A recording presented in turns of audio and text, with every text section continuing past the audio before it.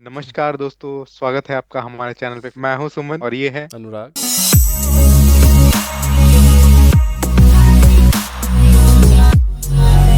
तो आज आ गए हम लोग फिर से एक नए वीडियो के साथ। एक आरजे रौनक की एक वीडियो आई है जिसका टाइटल है विपक्ष ने क्यों किया राम मंदिर के इनॉग्रेशन का विरोध। तो उसी पे आज हम लोग रिएक्शन देंगे।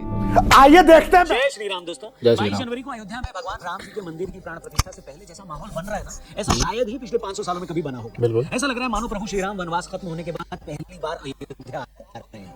राम भक्त घर घर जाकर लोगों को न्योता दे रहे हैं। लोग बड़े गर्व के साथ न्योते में मिल रहे हैं, अक्षत के साथ सोशल मीडिया पर अपनी तस्वीर पोस्ट कर रहे हैं। लोग बिना मांगे मंदिरों में दान कर रहे हैं। यूपी में 22 जनवरी को सभी स्कूल कॉलेजों में छुट्टी घोषित कर दी गई। देश के लगभग हर मोहल्ले और सोसाइटी में उस दिन विशेष कार्यक्रम रखे गए। सुबह प्रभात फेरी निकालने से लेकर प्राण प्रतिष्ठा कार्यक्रम के लाइव प्रसारण को दिखाने की सारी तैयारियां कर ली गई।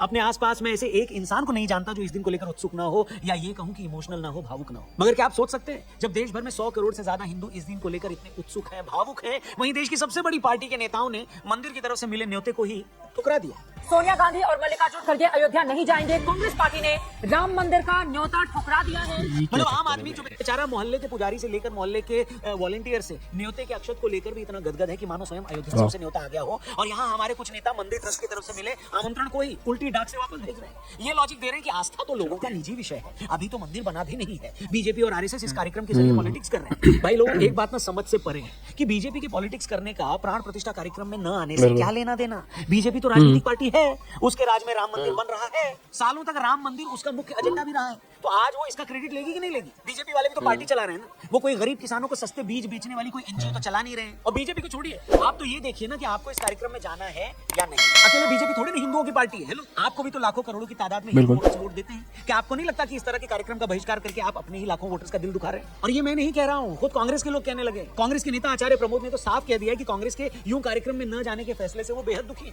पोरबंदर से कांग्रेस के ही विधायक अर्जुन जी ने तो ट्विटर पर अपनी ही पार्टी को नसीहत देते हुए लिख दिया कि पार्टी को ऐसे निर्णय लेने से दूर रहना चाहिए। आज मेरा दिल टूट गया है और इस फैसले से करोड़ों कांग्रेस के कार्यकर्ताओं का दिल टूटा है। और प्राण प्रतिष्ठा कार्यक्रम में न जाने का फैसला करने वाली कांग्रेस अकेली पार्टी नहीं है। 2 दिन पहले ही समाजवादी पार्टी का अखिलेश यादव भी प्राण प्रतिष्ठा कार्यक्रम को लेकर मिला न्योता ठुकरा चुके हैं। अखिलेश यादव को शिकायत थी कि प्राण प्रतिष्ठा कार्यक्रम का न्योता देने उनके घर कोई ऐरा गैरा नेता आ गया था, और वो किसी ऐसे वैसे नेता के बुलाने पर नहीं आएंगे। और गलती अखिलेश बाबू की भी नहीं है। हो सकता है उन्हें लगा हो कि प्राण प्रतिष्ठा कार्यक्रम का न्योता देने खुद बराक ओबामा रिक्शे पर बैठकर अमेरिका से उन्हें बुलाने आएंगे। नहीं, सहला के थप्पड़ मारना है, वैसा रोस्ट किया है भाई ने। वैसे एक बात कहूं, जैसा इतिहास समाजवादियों का राम मंदिर आंदोलन से रहा है, उन्हें अगर न्योता मिल भी रहा है तो क्या ये कम है क्या? हेलो, अखिलेश यादव अब तक कह रहे थे कि उन्हें प्राण प्रतिष्ठा समारोह में शामिल होने का निमंत्रण नहीं मिला, लेकिन जब बीएचपी ने अखिलेश यादव को आमंत्रित किया तो उन्होंने इस निमंत्रण को अस्वीकार कर दिया। दोस्तों मैं कहता हूं कि एक पल के लिए ये बात आप साइड में रख दीजिए कि कौन पॉलिटिक्स कर रहा है और कौन नहीं कर रहा। लेकिन एक भारतवासी होने के नाते क्या आपको इस बात की खुशी है या नहीं कि 500 साल बाद भगवान श्री राम की जन्मभूमि में फिर से उनका भव्य मंदिर प्रतिष्ठित होने जा रहा है? बताइए, क्या उस बात की खुशी किसी और चीज से कम है? इसे आप ऐसे समझिए कि कोई इंसान बचपन में अगर अपने माँ बाप से बिछड़ जाए, जैसे बहुत सारे मामलों में हुआ भी है, और जब वो व्यक्ति बड़ा हो तो उसके मन में ये भाव आए कि नहीं नहीं, मैं अपने माँ बाप को ढूंढता हूँ, और जैसे तैसे उसके माँ बाप मिल भी जाते हैं इतने सालों बाद। जिस दिन वो अपने माता पिता से इतने वर्षों बाद मिलने जाता है, उसी दिन एक स्थानीय नेता, एक लोकल नेता उससे कहता है कि जब तुम अपने माँ बाप से मिलने जाओगे तो मैं भी वहां रहूंगा। और जैसे ही नेता ये बात कहे, वो आदमी चिढ़ जाए और कहने लगे कि नहीं नहीं नहीं नहीं, तुम तो इस मौके का राजनीतिक फायदा उठा रहे हो, तुम ही वहां जाओ, मैं अपने माँ बाप से नहीं मिलता, जाओ। अरे हंसिए मत, आप ही बताइए, ऐसी सूरत में किसी के राजनीतिक फायदे के डर से क्या आप अपने माँ बाप से नहीं मिलेंगे? क्या आपके लिए किसी का राजनीतिक फायदा उठा लेना अपने माँ बाप से मिलने से ज्यादा बड़ा है क्या? शायद आपका जवाब भी वही है जो मैं सोच रहा हूँ। किसी भी इंसान के लिए दुनिया में कोई भी चीज अपने माँ बाप से बड़ी कैसे? बिल्कुल।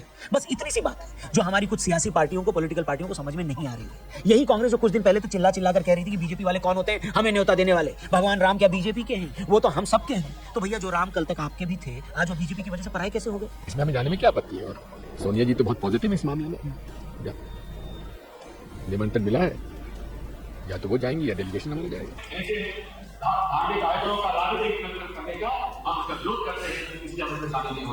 ये देखकर सच में बड़ा दुख होता है कि जब धर्म से आपको फायदा होता दिखता है ना, तो आपके नेता क्या करते हैं? चुनाव से पहले दिन रात मंदिर के 10 चक्कर लगाने लगते हैं, दुनिया को घूम घूम कर अपना गोत्र बता रहे होते हैं, फेसबुक पर खुद को सबसे बड़ा शिव भक्त घोषित कर रहे होते हैं। और जब यही धर्म आपको पॉलिटिकल सियासी फायदा न पहुंचाए तो आप क्या करते हैं? सबसे बड़े मंदिर के न्योते को भी इग्नोर कर देते हैं।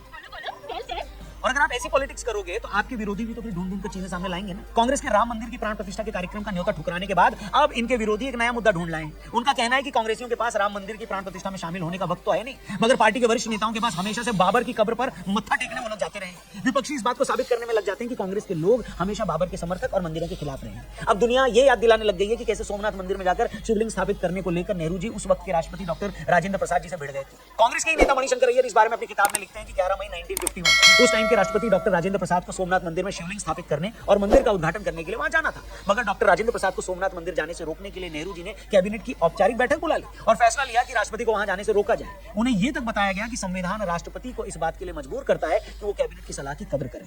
अय्यर लिखते हैं कि इसके बावजूद राजेंद्र प्रसाद अपनी बात पर अड़े रहे और जब सरकार को लगा कि राष्ट्रपति अपना कार्यक्रम नहीं बदलेंगे तो उन्हें सरकार की तरफ से संदेश भेजा गया कि यदि वो इस समारोह में भाग लेना चाहते हैं तो एक राष्ट्रपति के रूप में उन्हें भाग लेने की इजाजत नहीं होगी, लेकिन हाँ, निजी तौर पर वो वहां जाने के लिए स्वतंत्र है। इसी तरह कुछ दिन पहले हमने ये डिस्कस किया कि कैसे 50 के दशक में विवादित ढांचे में जब भगवान श्री राम की मूर्ति अवतरित हुई तो ये नेहरू जी थे जो उस मूर्ति को वहां से हटवाना चाहते। वहीं इनके विरोधी ये कहते हैं कि यही नेहरू जी काबुल में बाबर की मजार पर मत्था टेक कर आए और नेहरू जी अकेले नहीं थे। नेहरू जी के बाद इंदिरा जी भी 1969 में अपने काबुल दौरे के दौरान बाबर की मजार पर गई थी। और ये बात मैं क्या, कोई और नहीं कह रहा बल्कि खुद पूर्व विदेश मंत्री और कांग्रेस के पूर्व नेता नटवर सिंह साहब ने 2014 में आई अपनी किताब one life is not enough में लिखी है। अपनी किताब में नटवर सिंह लिखते हैं कि अगस्त 1969 की बात है। उस वक्त की प्रधानमंत्री श्रीमती इंदिरा गांधी जी अफगानिस्तान के दौरे पर थी। उस वक्त राजीव और सोनिया गांधी भी उनके साथ थे। नटवर सिंह ने लिखा कि ये दोपहर का वक्त था, उस वक्त थोड़ा खाली समय था। उन्होंने तय किया कि वो मेरे साथ ड्राइव पर चलेंगे। हम काबुल से कुछ मील की दूरी पर निकले ही थे कि हमें एक टूटी फूटी इमारत दिखाई।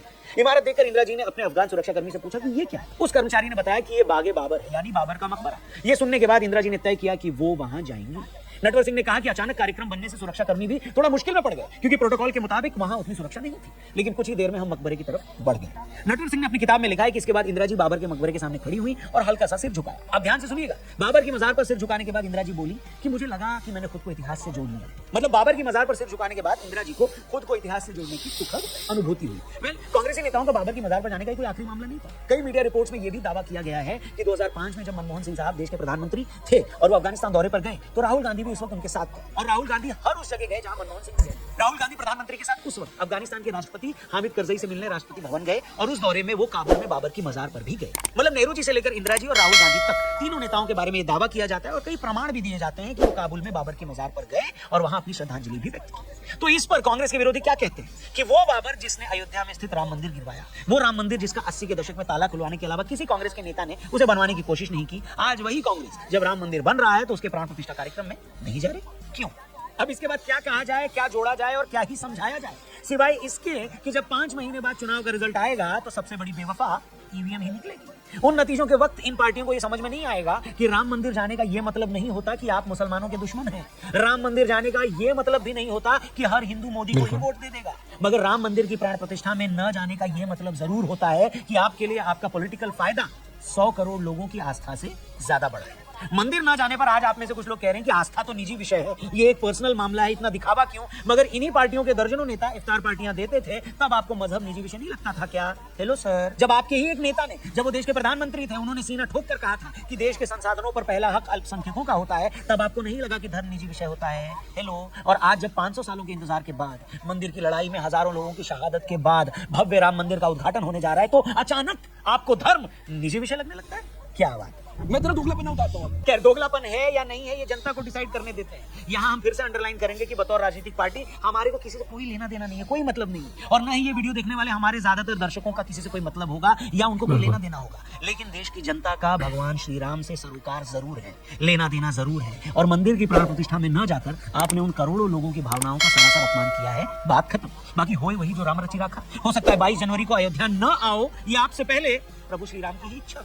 बाकी आप लोग इस मामले पर क्या सोचते हैं वो कमेंट करके जरूर बताइएगा। ऐसे लोगों के लिए 2 शब्द लिखना चाहो तो कमेंट सेक्शन खुला है। वीडियो पसंद आई हो तो प्लीज इसे ज्यादा से ज्यादा लोगों तक पहुंचाइए, शेयर करिए, इसको लाइक भी जरूर करिएगा और चैनल सब्सक्राइब करके जाइएगा। फेसबुक पे देखने वालों से भी कहेंगे कि हमारे पेज को जरूर लाइक करिएगा। Thank you for watching. जल्दी मिलते हैं एक और जबरदस्त वीडियो के साथ यहीं पर। जय हिंद, जय भारत, जय श्री। तो दोस्तों वीडियो हमने देख लिया और बाकी बस इतना कहना चाहूँगा कि हमें किसी पॉलिटिकल पार्टी के बारे में कुछ कहना नहीं है, हम लोगों को सेंसिटिव मुद्दों में कुछ कहना नहीं है। बाकी अगर वीडियो के थ्रू देखा जाए, पार्टी वार्टी को साइड कर दिया जाए, और हाँ, हमें राम मंदिर बनने की बहुत खुशी है। और जैसे कि आरजे रौनक ने कहा कि पार्टी, जात, धर्म सब कुछ हटा दिया जाए, तो जैसे पूरी जनताओं में खुशी है उसी तरह हमें भी खुशी है और सब में खुशी होनी चाहिए। बाकी हाँ, जो भी है राजनीति का वो वही समझे। बाकी जैसे कि आरजे रौनक ने एक लाइन कहा था कि भगवान श्री राम किसी पार्टी से क्या लेना देना, बिल्कुल बात तो सही है। भगवान श्री राम का पार्टी से क्या लेना देना, ऑफ कोर्स सबको जानी चाहिए, खुशी होनी चाहिए, सेलिब्रेट करनी चाहिए। बाकी बस इतना ही कहूंगा। जय श्री राम।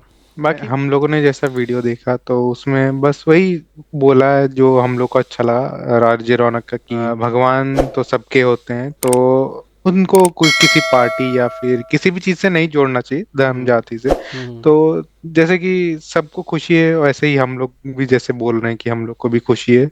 तो बस यही है कि हम लोग देखेंगे 22 तारीख को भव्य जो होगा। तो बस यही है कि 500 साल बाद राम मंदिर बना है, तो हम लोग बस उसी को सेलिब्रेट करेंगे। तो हम लोग कोई पॉलिटिकल पार्टी के एनालिस्ट है भी नहीं, तो हम लोग उस चीज को बोलेंगे भी नहीं और बोलने का हक हमें है भी नहीं। तो बस दोस्तों, बस ये इतना ही बोलना चाहेंगे हम लोग इस वीडियो। और अंत में इतना कहना चाहता हूँ, जय श्री राम। जय श्री राम। तो दोस्तों इसी के साथ इस वीडियो का एंड करते हैं और मिलते हैं एक नई वीडियो के साथ। तब तक ऐसे ही हंसते रहे, मुस्कुराते रहे और आप हमें ऐसे ही सपोर्ट करते रहे। अपना ध्यान रखें, अपना ख्याल रखें और प्लीज हमारे चैनल को जरूर सब्सक्राइब करें और keep watching, keep subscribing. Till then, जय हिंद। जय हिंद।